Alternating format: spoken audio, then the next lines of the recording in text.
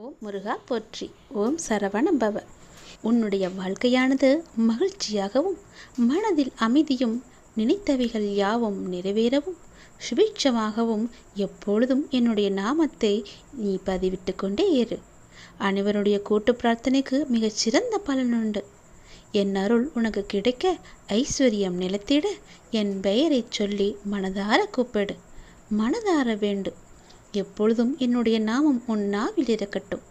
மனதார ஒரே ஒரு முறை என்னை கூப்பிட்டாலும் போதும். நீ நினைப்பதும் வேண்டுவதும் நிச்சயம் நடக்கும். நீ எந்த அளவிற்கு கஷ்டங்களை பொறுத்து கொண்டு உன் கர்ம வினையை ஒவ்வொன்றாக கழித்து வந்தாயோ அந்த அளவிற்கு இன்பங்களும் உனக்கு அடுத்தடுத்து நிச்சயம் கிடைக்கும். நேர்மறை எண்ணங்கள் உனக்குள் இருந்து உன்னை வழி நடத்தும். நீ வாழ்வை சரியாக புரிந்து கொண்டு வாழ்ந்து கொண்டு வருகின்றாய். அந்த புரிதல் உன்னுடைய துன்பத்தை குறைத்து இன்பத்தை பல மடங்கு பெருக்கி ஒரு நிம்மதியான காலகட்டத்தை உனக்கு தரப்போகிறது. நீ எனக்கு மிகவுமே பிரியமான குழந்தை. அதனால்தான் நான் உனக்குள் இருந்து தொடர்ந்து வழிகாட்டி வருகின்றேன். மேலும் பல நாள் வழியையும் காட்டுகின்றேன். என் வாழ்வில் நான் நினைத்தது நடக்காதா என்று என்னிடம் பல முறை கேட்டுக்கொண்டிருந்தாய் அல்லவா? உன்னுடைய வாழ்வை நான் உயர்த்தி காமிக்கப் போகின்றேன். உன் வாழ்வை உயர்த்தி காமிப்பது என்னுடைய கடமை. நான் இருக்கின்றேன்.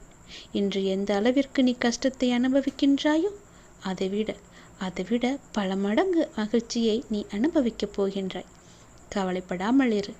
பல மடங்கு மகிழ்ச்சியை அனுபவிக்கப் போகின்றாய் என்பதையும் நீ மறந்து விடாதே. எதிர்காலத்தில் உனக்காகவே மகிழ்ச்சி காத்து கொண்டிருக்கிறது. நீ என்னிடம் வைத்த பிரார்த்தனைகள் ஒவ்வொன்றாக இனி நிறைவேறப் போகிறது. உன்னுடைய பிரார்த்தனைகள் எல்லாமே நிச்சயம் நடக்கும். உன் வேண்டுதல் நிச்சயம் பலிக்கும். நம்பிக்கையோடு காத்திரு. உனக்காகத்தான் உன்னுடைய அப்பா நான் இருக்கின்றேனே. அறியாமையின் காரணமாக நமக்கு எது நன்மையை தரும் என்று கூட நமக்கு தெரியாது. அதனால் எது நமக்கு துன்பத்தை தருமோ அதை நல்லது என்று நினைத்து அதை அழிக்குமாறு இறைவனின் பிரார்த்தனையிடம் கூட செய்கிறோம். நமக்கு அது நன்மை தருமா அல்லது நமக்கு தீமையா என்பது நமக்கு தெரியாதல்லவா? நம்முடைய ஒரே கண்ணோட்டம் அது நமக்கு வேண்டும், அவ்வளவுதான்.